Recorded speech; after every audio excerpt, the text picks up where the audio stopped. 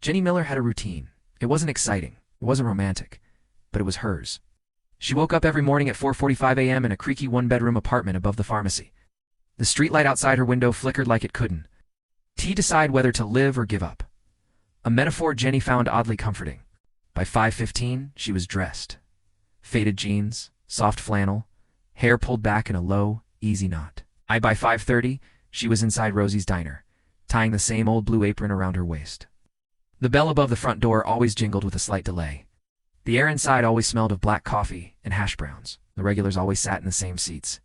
Harold, the retired mailman by the window, Marcy and Leo from the hardware store near the counter, and old Mr. Talbot, who never spoke but tipped an exact change.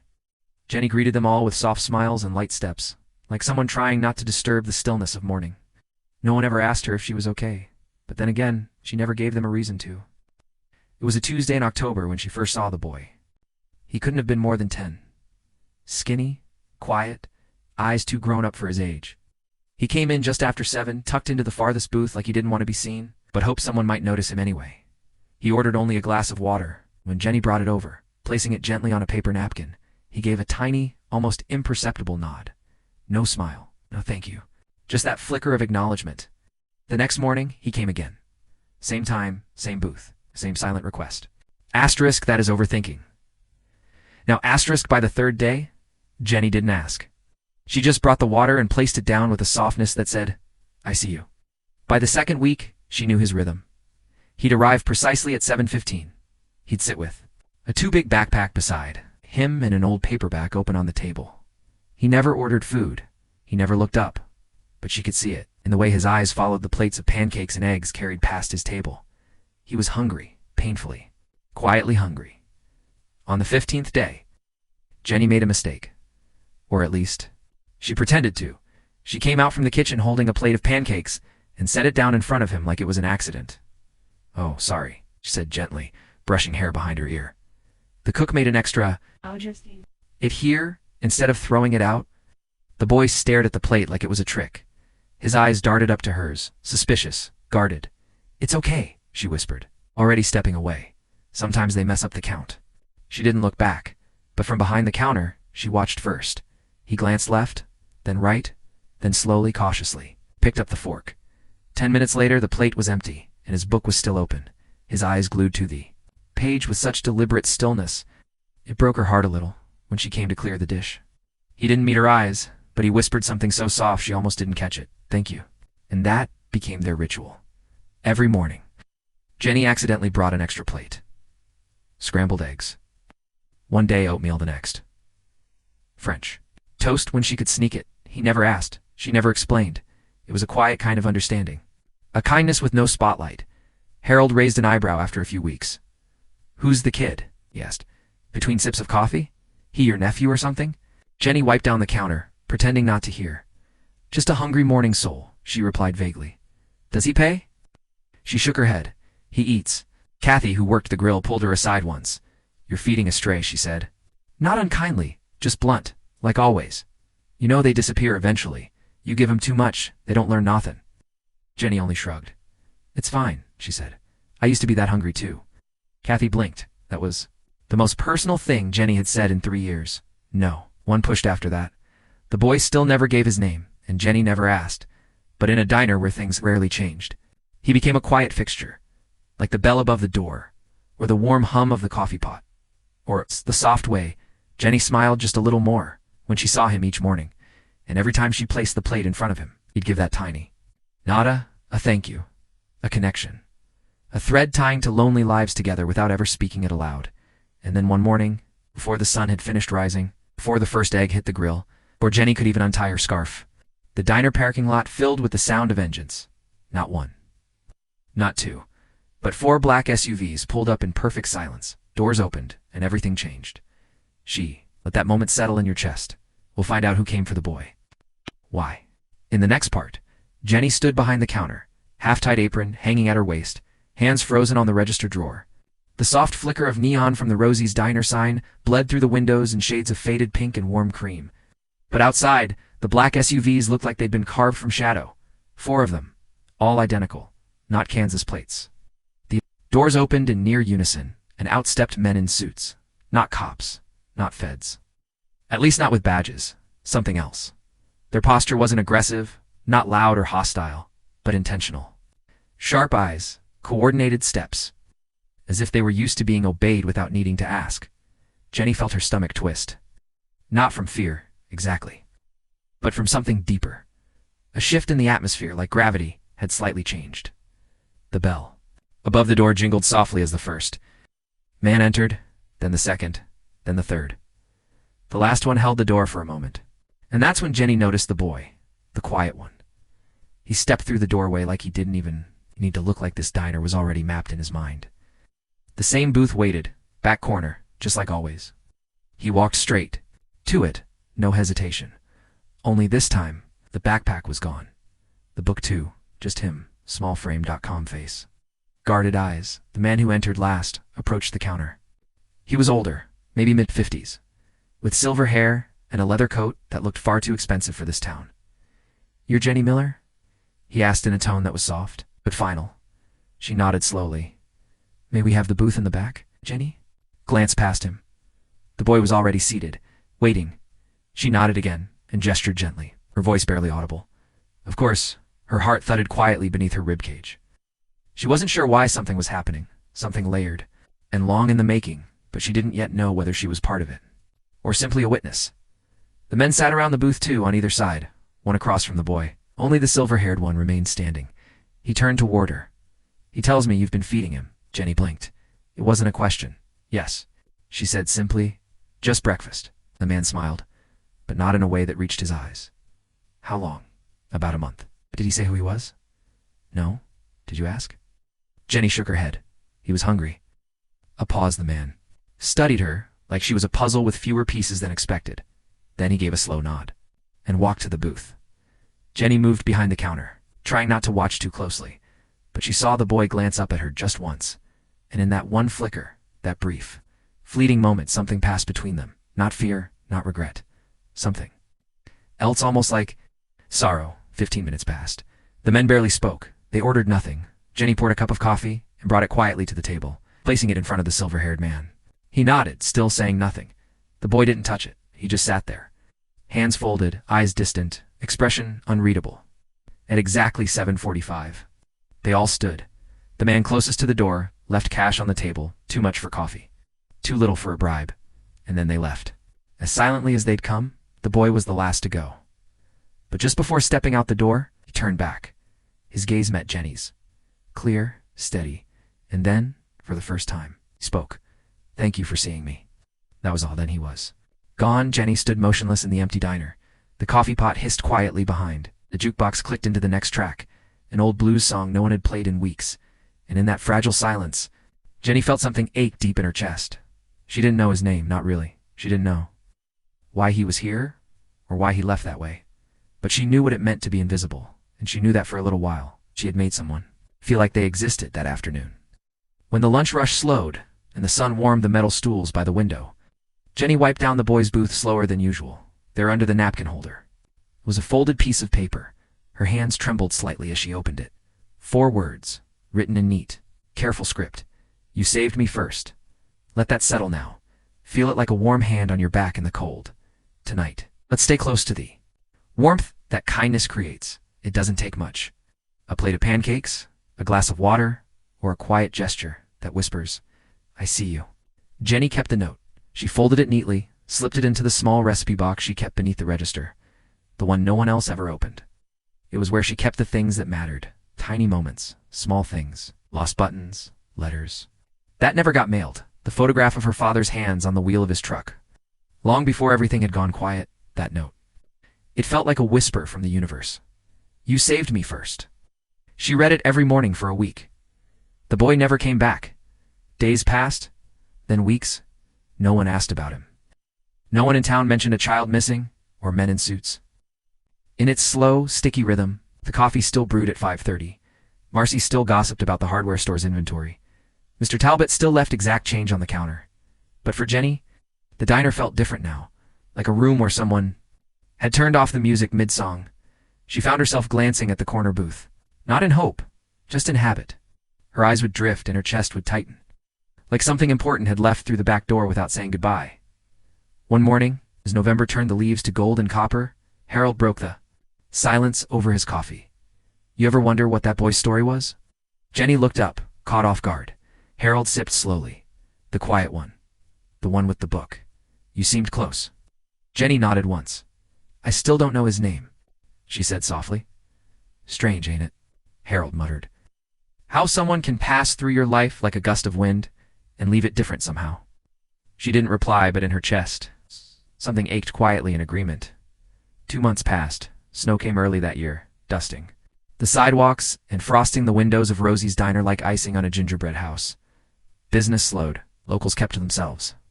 The world folded inward, folded inward. Jenny spent more time by the window, fingers curled around warm mugs of coffee during breaks. She'd catch herself staring at the horizon line, as if expecting something to appear over the rooftops. She told herself to stop waiting. She'd done what she could. She'd been kind, and maybe that was enough. But some stories don't end just because we think they should. It was a Wednesday when the letter came. No return address, no stamp, just hand-delivered. Lifted at the diner's back door under a stone. She found it after closing.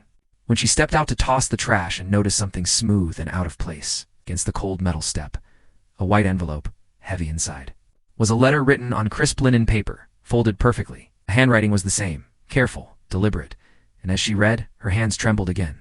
Dear Jenny, you were the first person in a long time who looked at me and didn't see a problem or a name or a rumor. You saw someone human, someone worth noticing. I was sent to your town for reasons I didn't fully understand. I wasn't supposed to speak to anyone. I wasn't supposed to trust anyone. But every morning, there you were, with that same quiet smile, with a plate you pretended someone else ordered, with warmth I hadn't felt in years. I never told you who I was. Maybe I still can't. But I want you to know something important. You reminded me that the world can still be kind. You taught me that even in silence, you can speak. And one day when you least expect it, I'll repay the debt. Not because I have to, but because I want to.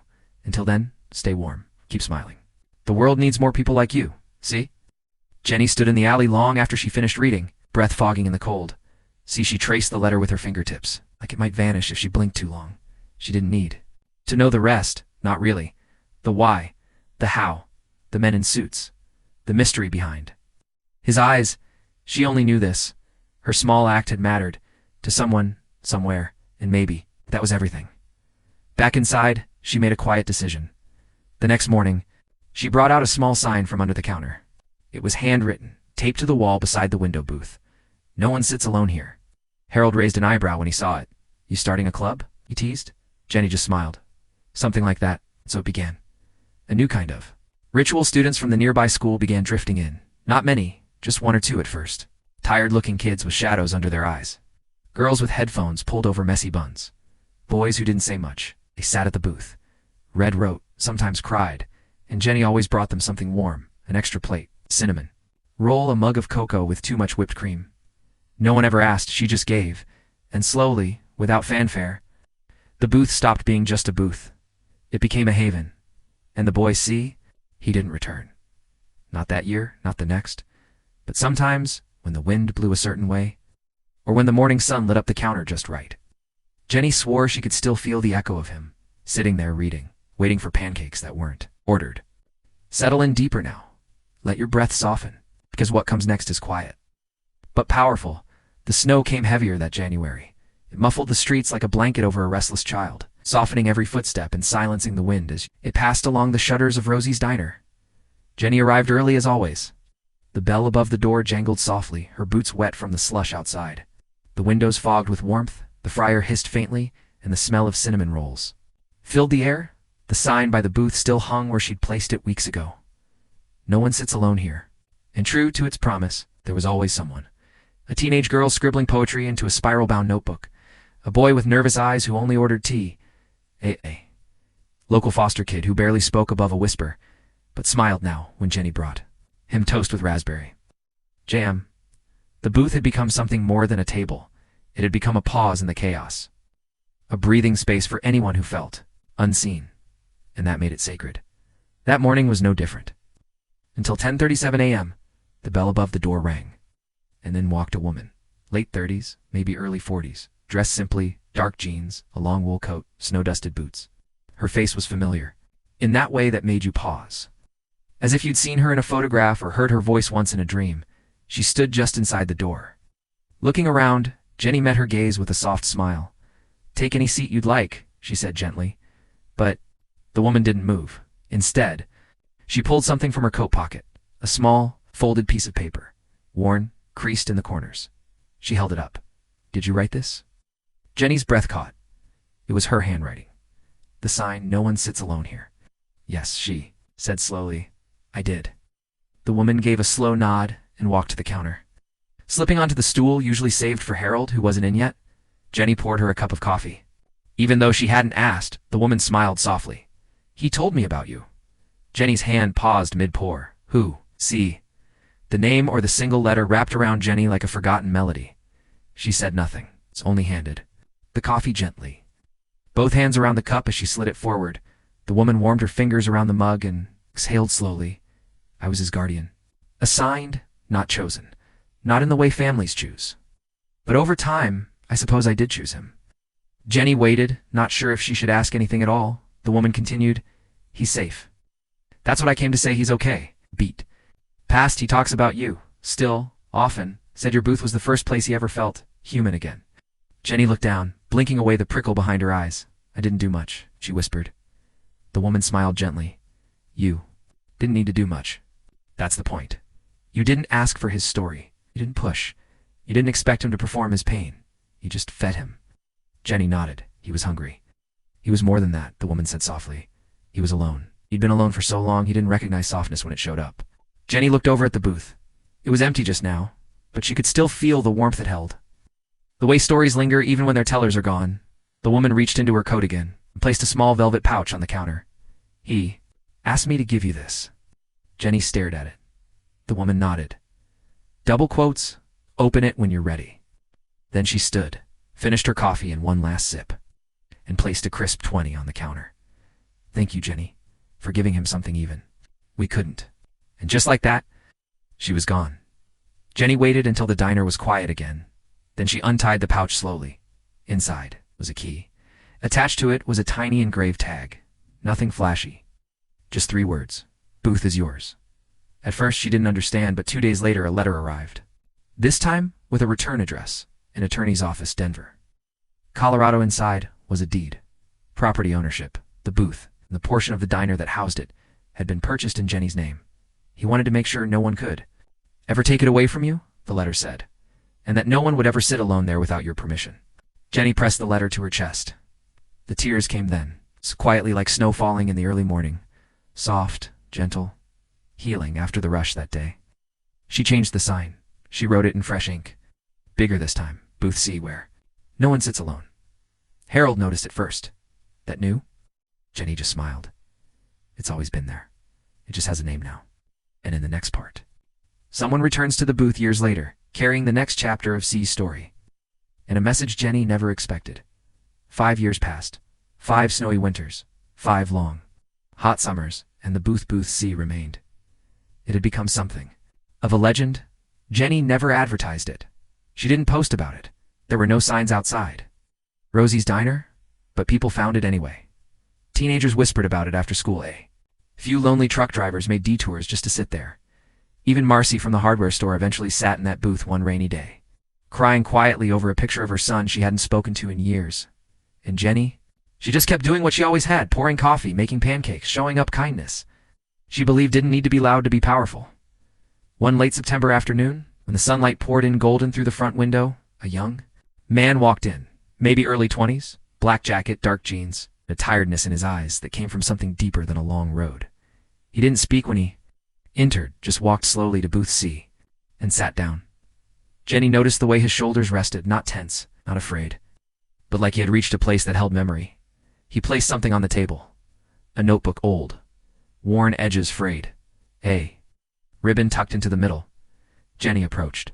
With her usual calm smile, "Coffee?" The young man looked up. His eyes were familiar. Not in the way strangers sometimes are, but in the way someone becomes part of your life without warning. He nodded.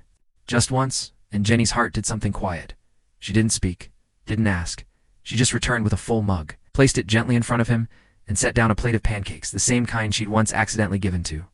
A boy who never asked for them. He stared at the plate for a moment, then gave the tiniest smile. He told me about you. His voice was low, like it had been held back for a while. Jenny tilted her head slightly. Who? The young man tapped the cover of the notebook. See? Stillness moved through her. 5 years, no word, and now this. I was in the same program, the young man said. Different city, different timeline. But we crossed paths later. Jenny stayed quiet. He continued. He never talked much about what happened before, about where he'd been. But when he finally opened up, it was this place he mentioned first. The diner, she asked softly. You? He corrected. He said you didn't try to fix him. You just gave him pancakes. Jenny smiled, brushing the corner of her eye with the tip of her finger. Sometimes, that's all someone needs. The young man nodded. He passed away last winter. Jenny's breath caught, not from surprise, but from the ache that comes. When you realize a chapter has truly ended, he left this for you, the young man said, sliding the notebook across the table.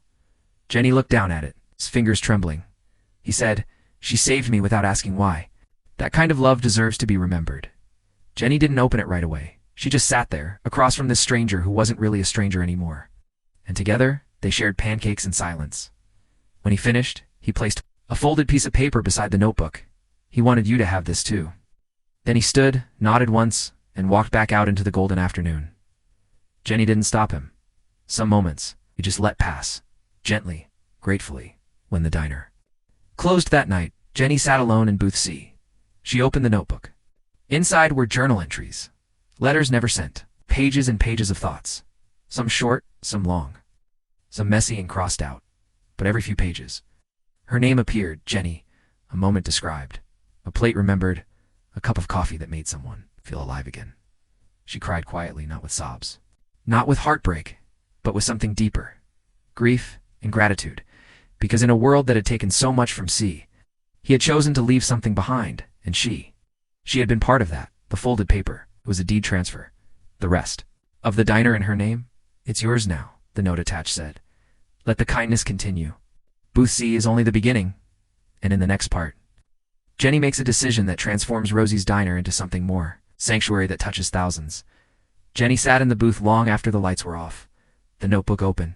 Before her, the deed resting beside it, the night pressing gently against the frosted windows. She ran her hand slowly across the worn wooden tabletop, the very table where it had all begun. A boy got a plate of pancakes, no questions asked now. A legacy. By spring, Rosie's diner began to change. Not with renovations, no flashy remodels, no new branding, no overpriced coffee machines. But with intention, Jenny installed a new shelf by booth. See, on it were books, all donated, fiction, memoirs, sketchpads. A sign above read, take one, leave one, or just rest a while. The wall beside it became a canvas of thank you notes. Some handwritten, some printed from emails, others just drawings from children. And every Saturday afternoon, she kept a table open for quiet guests. That's what she called them. People who didn't want to talk, but needed to be there. People who carried invisible weights. She didn't ask their stories. She just brought them warm food. The staff followed her lead. Kathy, the grill cook, stopped calling it handouts. She began making cinnamon toast for the foster kids without waiting for a ticket. Harold brought in old radio, parts to teach curious teens how to build something with their hands, and slowly word began to spread. One day a journalist from a Kansas City blog came through town. She had planned to stop for 20 minutes, just long enough to grab a slice of pie on her way back to the city. She left 4 hours later. She wrote an article titled, "The Diner Where No One Sits Alone." It went viral. Suddenly, people from neighboring towns started showing up, curious at first. Quiet, but then something strange began to happen. They stayed, not just for the food, for the feeling that something here mattered, that they mattered. Jenny never let it get to her head. She still swept the floors each night, still started the coffee pot at 5:30 a.m., still brought a napkin and a soft "here you go, hun," to anyone who looked lost. And when people asked about Booth C, because they always asked, now she would just smile gently and say, "It started with a boy. I gave him breakfast. He gave me a reason." They didn't always understand what that meant, but they always felt it. Later that summer, something unexpected happened. Jenny was sitting out back, under the shade of the diner's old oak tree, sipping iced tea and watching the light move slowly across the parking lot. A little girl approached, maybe 7 or 8, skinny knees, untied shoelaces, and the kind of wide eyes that held too much worry for her age. She held out a paper plate with a single cookie. "For you," she whispered. Jenny smiled softly. "Thank you, sweetheart." "What's this for?" The girl looked down at her shoes. "Mom says you gave us pancakes when we had nothing." "I wanted to give something back." Jenny blinked. Her throat tightened. "What's your name?" "Lena." "Well, Lena," Jenny said, taking the cookie with both hands as if it were a treasure, "this is the kindest gift I've had all year." The little girl smiled. It was shy, it's a little broken, but it was real. Later, the stars came out and the diner lights glowed soft against the night sky. Jenny sat once again at booth C, dot the cookie on a napkin before her, the notebook nearby, pages, worn with memory, and she whispered, not to anyone in particular, just to the air, "You did good, kid. Your kindness didn't end with you." And in the next part, Jenny receives a letter from across the ocean. A story unfolds that ties her quiet diner to something far bigger and far more beautiful than she ever imagined. It had been nearly a year since. The young man delivered the notebook. Jenny still kept it close, tucked under the register or in her small canvas bag she brought home each night. Every so often, she'd open to a random page and let herself remember. Not mourn, just remember the way C had sat, the way he held his fork like he wasn't sure the meal would still be there. By the next bite, how his thank yous were barely whispered. Like, words were something he was still learning to trust. Life moved gently in Maple Hollow. A rhythm of pancakes, morning coffee, and golden sunlight through the diner windows. Jenny had become something of a legend herself now. Not that she ever played the part. She still wore the same worn sneakers and tied her apron the same way every morning. But people came from farther now. It's not for fanfare. For Booth C, they didn't always know why. They just felt something when. They sat there like being heard without saying a word. It was a rainy Tuesday in early autumn when the letter arrived. The envelope was thin, the paper foreign with soft ivory texture and a blue wax seal shaped like a feather. Jenny turned it over in her hands a few times before opening it. Inside was a letter, handwritten, elegant, slanted cursive, ink that looked like it came from a fountain pen, and a photo, black and white, slightly faded. A boy younger than C had been, standing in front of what looked like a small schoolhouse built from brick and wood. Behind him, on the wall, a plaque. Jenny leaned in. It read, "The C Foundation for Quiet Children with Loud Stories." She sat down slowly in booth C, fingers trembling just enough to make her pause before unfolding the letter. "Dear Jenny, you do not know me, but you have changed the lives of many children in my village. My name is Amari. I run a small education center for displaced youth in northern Kenya. Last year we received a grant, unexpected, generous, and deeply moving. It came from a foundation bearing a name we'd never heard, yet quickly came to honor, the C Foundation. Attached to the funding was a single request that the first meal served at the school each morning include pancakes. Every day when we asked why, the response was simple: because someone once fed me pancakes when I was invisible. We did not understand then, but now I do. Your name was in the Foundation's archive. Jenny Miller, Kansas, USA. The original act of grace. I wanted to write to tell you this. You are remembered. Every child who eats here begins their day with a warm plate, and every plate is, in a way, passed from your hands across the sea. There is more to the story, I'm sure.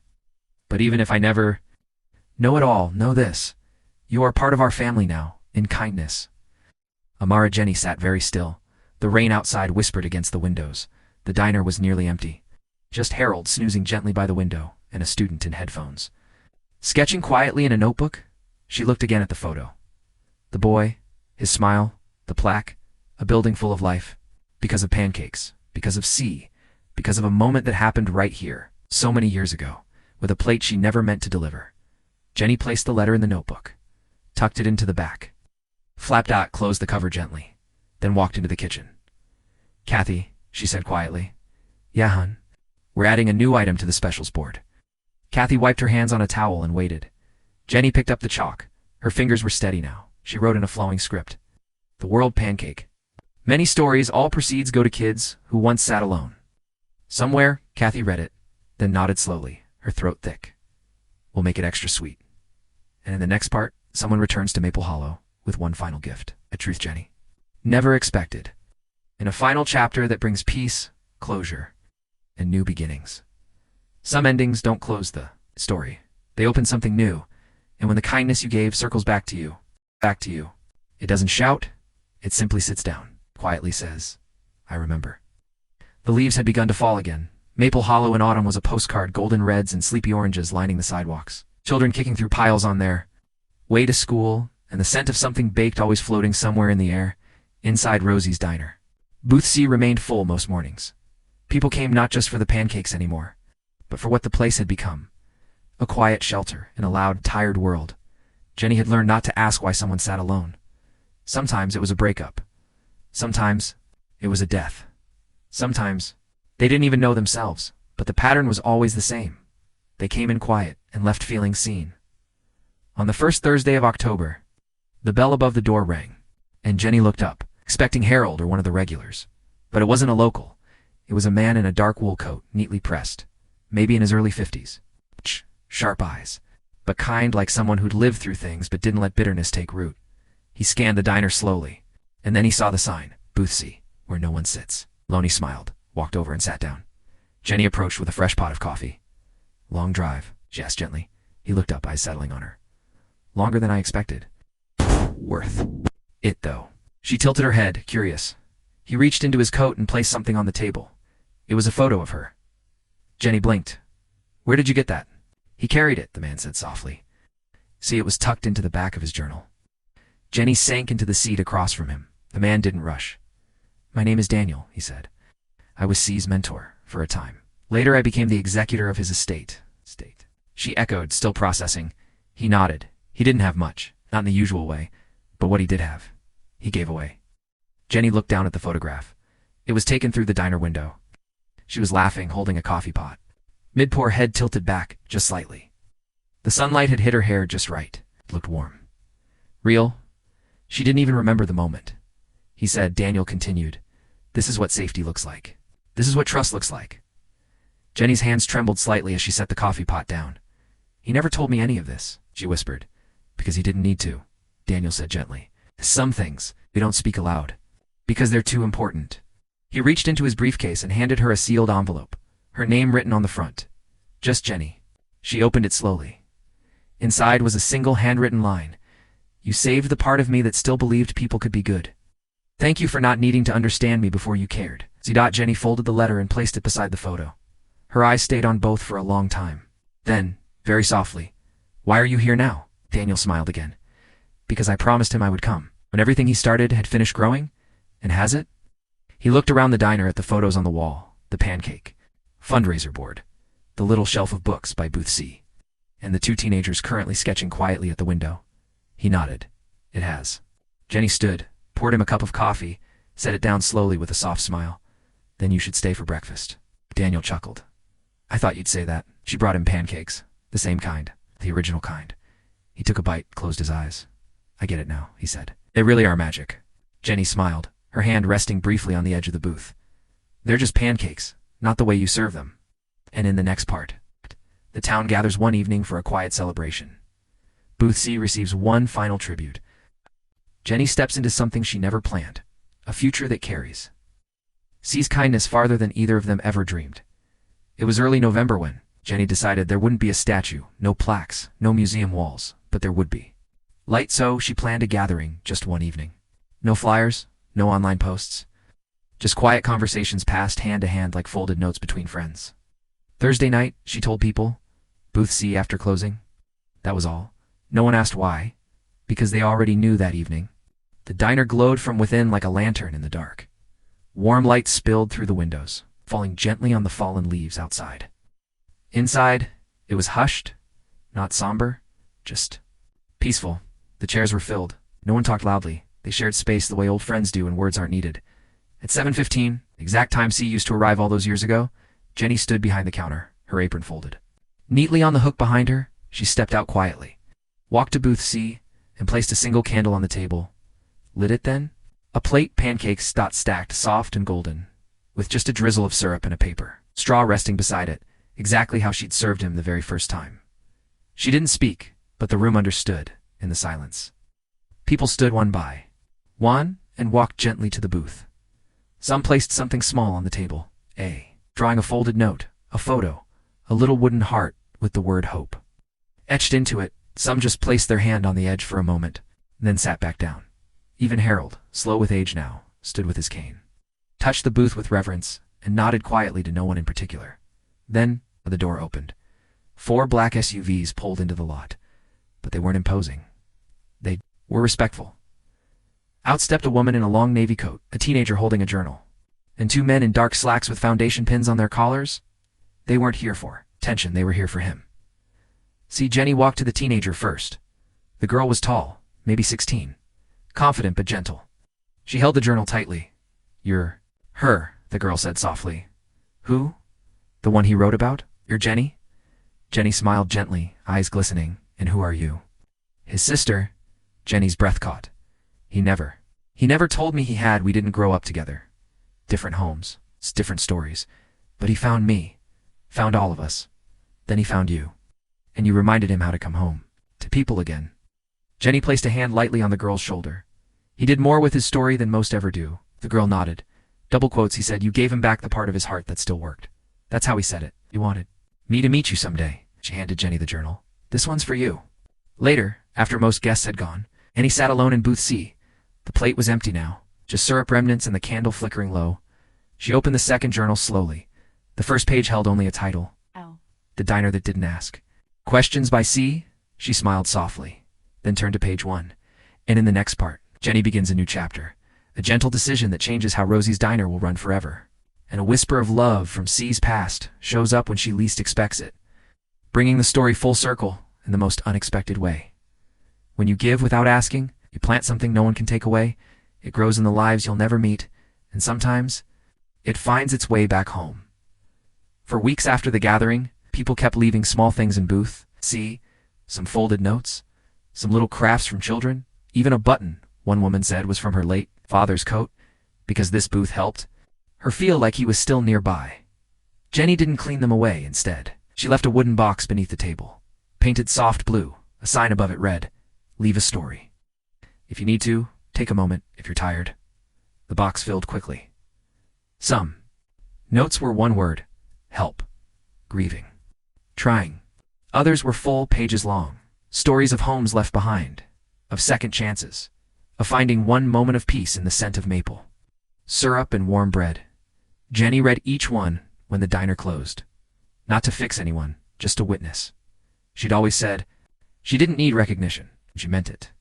But something inside her stirred when she read the last few pages of C's second journal. They weren't about him, they were about her. Jenny never raised her voice, never asked me why I was broken. She just fed me. It was the most natural thing in the world. I think that's what made it healing. She didn't serve pity, she served pancakes. If I ever become someone worth remembering, it's because someone once looked at me and saw a human being before they saw a problem. Jenny closed the journal slowly, then opened her phone and made a call by spring. Rosie's Diner had a new program. They called it the Second Table Project. Every day, from 2 p.m. to 4 p.m. 2 booths were set aside for anyone who needed a meal and a moment of dignity. No cost, no questions. And every Friday, local volunteers read notes from the blue box aloud with permission while Kathy served warm banana bread and cider on the house. It wasn't loud, wasn't fancy, but it changed things. People talked to each other who might never have crossed paths otherwise. Veterans sat beside high schoolers, new moms next to retired welders, a lonely nurse beside a poet with calloused hands and a notebook always half full.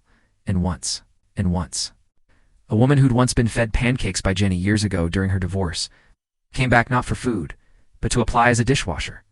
"I want to stay where kindness lives," she said. Jenny just handed her an apron. Then one summer morning, something unexpected. A man in his mid-30s walked in with a worn leather duffel and a crooked smile. He sat at the counter, ordered black coffee and French toast. Nothing strange, until he looked around and asked gently, "Did this place used to have a kid named C come through here?" Jenny's hands stilled. "It did," she said. "You knew him?" The man smiled. "He was my brother." Jenny placed a hand over her heart. "Another piece. He changed this place," she said softly. "He told me about it," the man replied. "Said this diner saved his life. Said there was a woman here who fed him before asking his name." Jenny gave a small, teary laugh. "That sounds like him." "I never got to say thank you," the man said. "But I figured maybe I could show it." He reached into his duffel and pulled out a check. Not from a bank, from a foundation. "There. Building shelters now," he said. "Quiet places for kids who run out of safe homes. We want this diner to be the model for how it should feel." Jenny was silent for a moment, then whispered, "C really left a map, didn't he?" The man nodded. "He did. And you were the starting point." And in the next part, Jenny has offered something she never imagined, a national spotlight. But She must choose between staying small and warm or expanding the light. What does a legacy really look like when it begins with one plate of pancakes? You don't always recognize the beginning of something big when it's small, but when the warmth keeps spreading, you know it was never small at all. It was mid-autumn. When the call came, Jenny had just locked the diner door and was wiping down booth C when her phone buzzed. Unknown number. She almost let it ring, but something, soft nudge in her chest, made her answer. Hello, hi. Is this Jenny Miller of Rosie's Diner in Maple Hollow? Yes. This is Claire Whitmore. I'm a producer with Heart of America, the show on PBS. We feature real stories of kindness, second chances, and people quietly changing the world. We came across your story. We'd like to do a segment on you. Jenny sat down in booth C slowly. A camera crew, a television show, felt strange, off balance. She wasn't a speaker. She wasn't polished. She made waffles and kept napkin. Dispenser's full. I'm not sure I'm the right fit, she said softly. Claire laughed gently. Actually, we think you're exactly the right fit. You fed a child for weeks without knowing his name. And that child went on to change the lives of thousands. I want to start the story where it really started, with the pancakes. The next few weeks were a blur. There were interviews. Quiet. Filming. B-roll shots of the diner opening before dawn, of Jenny pouring coffee, of kids reading in booth C. They filmed the blue box. They filmed the second table project. And most of all, they filmed Jenny being exactly who she was. Simple, gentle, real. When the episode aired, something incredible happened. Not overnight, but steadily, softly, like the tide rolling. And letters came from all over the country. Some were handwritten by people in their 80s. Others were crayon-colored pages from 3rd grade. Classes who'd watched the episode with their teachers. I want to grow up to be like Jenny. We started Pancake Fridays at school. Thank you for seeing people who feel invisible. One school in Vermont renamed their cafeteria the Jenny Table. A bakery in Portland started a quiet morning hour in her honor, low lights. Soft music, no rush. Even cafes in Europe began messaging. Kindness had become contagious. And yet, Jenny never changed much. She still lived in the same apartment, still walked to work in the same shoes, still tied her apron the same way. But she started writing at night, little pages of memory, snippets of the journey. She wasn't trying to write a book, just trying to hold the pieces. Each time she wrote, she thought of C. Then one evening, as the diner emptied out, a letter arrived by hand. An older woman in a forest green coat pressed it into Jenny's palm and said, "He wanted you to have this? I was his therapist. He asked me to wait 1 year after his passing before delivering it." Jenny opened it that night in booth C with a cup of tea in trembling hands. It read, "Jenny, if you're reading this, then you've already done more than I could have ever repaid. But I wanted to say one last thing. What you gave me wasn't just food. It was belief. Quiet, non-judging, stubborn belief. You believed in the version of me I hadn't met yet, and because you did, I got to meet him. Now he builds homes and shelters and writes letters like this one. Thank you for seeing someone who didn't yet know how to be seen. Booth C isn't just a table, it's a door. Let people walk through it always." See, Jenny sat with that letter for a long time, not crying, just still. And in the next part, Jenny is asked to speak at a national gathering for youth foundations. She doesn't think she can until someone unexpected shows up, reminding her that her voice, even soft, can still echo far. Jenny stared at the email for nearly an hour. Subject, keynote. Invitation, National Summit for Youth Foundations. Message was kind, encouraging. It mentioned how C's story had sparked new initiatives nationwide. How Rosie's Diner was being called the birthplace of a quiet revolution. How the organizers believed her voice, soft, untrained, unfiltered, might be exactly what people needed to hear. She closed the laptop. Not because she was saying no, but because she wasn't sure how to say yes. Kathy found her out back that night, sitting on the loading dock behind the diner, coat pulled tight against the breeze. "You get that speaking thing they emailed about?" Kathy asked, lighting a cigarette but not smoking it. Jenny nodded slowly. "I'm not a speaker." "Neither was C," Kathy replied, then smiled. "But he spoke anyway. With buildings, with books." With that notebox under booth C, Jenny exhaled. "What if I mess it up?" "Then you mess it up. But you'd still be the woman who fed a lonely boy without needing to know who he was." They sat in silence. Sometimes, that said more than advice ever could. When Jenny stepped onto the stage a month later, she wore no makeup, just her cleanest apron, her soft blue cardigan, and a tiny paper straw tucked in her pocket like a lucky charm. The room was huge. Rows and rows of chairs. People in suits, people in jeans, students, teachers, activists, founders, all quiet. Waiting. Jenny stepped to the mic. took a deep breath, then spoke. I fed him pancakes. Not because I was brave, but because I'd once been hungry too, and someone fed me. He never told me his name, never told me his story, but I saw it in his eyes. The kind that darted too fast, like they expected the world to flinch. I didn't fix him. I didn't try to. I just served him food like he belonged there because he did. And from that booth, he built something that stretched farther than my little town could ever imagine. She paused. The lights were warm, but her voice stayed steady. You don't have to know the whole story to be part of it. You just have to meet people where they are without asking them to prove their pain. That boy left this world with a legacy. But before that, he left me something too. The reminder that quiet doesn't mean small, it just means deep. She stepped back. The room stayed still for a moment, not because they didn't care, because they did. Then gentle applause. A few people stood, then more, then all. Afterward, a teenage girl waited nervously by the edge of the stage. Jenny noticed her, walked over high. The girl said, I wanted to say, I've been skipping meals and hiding a lot. It's your story. Made me want to sit down again somewhere. Jenny smiled gently. Then I hope you find your booth, see? What if I don't? Jenny reached into her tote and handed her something. It was a small notebook, blank pages, and a note inside. If you can't find it, build it. Back in Maple Hollow, the diner remained unchanged, but people came more often now, to sit, to eat, to write notes, to believe again. Jenny never got used to the attention, but she accepted it, not as famed as gratitude, echoing home, and in the next part. A letter arrives that Jenny never expected from a place C once visited on a quiet winter trip. Inside is a final message.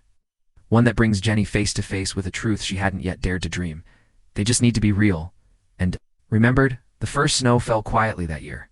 Not the kind that stings or blinds, just soft. Powdered light resting gently on rooftops and window panes. Jenny had started leaving. Booth C set with a place each morning, napkin, fork, and a tiny folded note that read, If today is heavy, sit here. I won't ask why. It often went unused, but somehow, never untouched. Someone always brushed the table with their fingers, or placed a folded drawing, or left a tea bag with a handwritten "You're okay" beside it. The booth had become more than a seat, more than a seat. It had become a shelter. Then one morning, just after sunrise, a letter came in the mail. No return address, just Jenny's name. Inside, a crisp envelope, a photograph, and a postcard from a place she didn't recognize. The photograph was simple. C, standing alone in front of a snow-covered cabin, hands in his pockets, eyes soft, distant, a wool cap pulled low. The back of the photo read, I came here when I couldn't breathe in cities. There's peace here. I wanted you to see it someday. Jenny unfolded the postcard. It showed the cabin again, framed by pines. With smoke curling from the chimney, the message was short. If you ever want to rest. The key is under the flat stone beside the step. I left books inside, and tea. No signature. Just a drawing of a small heart with steam rising from it. Like a cup of coffee. Like home. Jenny sat with the photo in her lap for a long time. That morning customers came.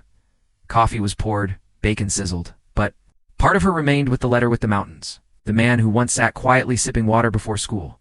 Weeks later, on her day off, Jenny packed a small bag. She didn't tell anyone exactly where she was going. Just left a note on the diner's door. Gone to breathe. Back soon. Be kind to each other while I'm gone. And she drove past fields, past cities, up winding hills until she saw it. The cabin, just like the photo, she found the flat stone easily lifted it there, like promised. A brass key inside the cabin was simple warmth, a stack of logs by the fireplace, kettle beside the stove, a blanket folded at the foot of a small bed and on the table. A third journal, this one labeled Booth C, the way back Jenny sat. Opened it. Inside was only one page, handwritten in the familiar narrow scrawl. Asterisk, if you're here, you're tired. That's okay. You carried more than anyone saw. You poured into people even when you felt empty. But now, sit, drink something warm. Listen to the fire crackle. You gave me a way forward, so I built you a way back. Asterisk, she read it twice. Then again, then made tea. Wrapped herself in the blanket, sat by the fire, and, for the first time in years, allowed herself to cry. Not because she was broken, but because she was full. And in the next and final part, Jenny returns to Maple Hollow changed. Not louder, not bigger, just steadier. She passes on one last gift, and Booth C receives its final visitor, a child with eyes just like C once had. Jenny returned to Maple Hollow quietly. No announcement, just the bell over the door, jingling like always. Harold looked up from his stool. and nodded once. Like nothing had changed, but his smile lingered a little longer that day. Kathy handed Jenny her apron without a word, her eyes glistening. "You found what you needed?" she asked, wiping a plate. Jenny folded the apron over her waist. "I found what I'd forgotten to need. Business at Rosie's Diner kept steady. People still came for the pancakes, but most came for the feeling, like they'd just stepped into someone's memory booth. C remained open, always. A soft candle rested on the edge. The little blue box beneath it was now full of letters from around the world, some even in languages Jenny couldn't read, but she understood them anyway. Love didn't need translation. One Thursday morning, just before the rush, the bell above the door chimed. Jenny turned. A boy stood in the doorway. Maybe thin, small backpack, hands gripping the straps. His coat was too light for the cold. His eyes darted toward booth C, then toward her. She smiled. Hungry. He nodded once. "Booth C's open," she said, voice like a blanket. He walked slowly to the booth and sat down. Jenny brought him water, and a plate of pancakes appeared a few minutes later. No fuss, no words. As he began eating, not fast, but cautious, Jenny slipped a napkin beside his plate. Folded inside, a paper straw, just like old times. He glanced at it, then at her, and nodded the same. Barely visible nods he used to give. Jenny's chest filled with quiet warmth. Later that day, as the light began to fade and the kitchen slowed, Jenny sat in booth C alone. The plate was clean, the boy had gone, but his presence lingered like all of them did. C, the sister, the man with the duffel, the girl from the summit, the ones who came for a place to breathe. She looked out the window, watched the snow start to fall again. A fresh beginning. That evening, she taped a new note above the table. Asterisk, to whoever sits here next. You are not too late. You are not too much. And you are not alone. Asterisk at closing time. Jenny turned off the lights, but left the candle at booth C glowing, not to keep the place lit, just so someone looking for it, even in the dark, would know. There is still warmth here, there is still kindness here, and there is still room for you. At this table.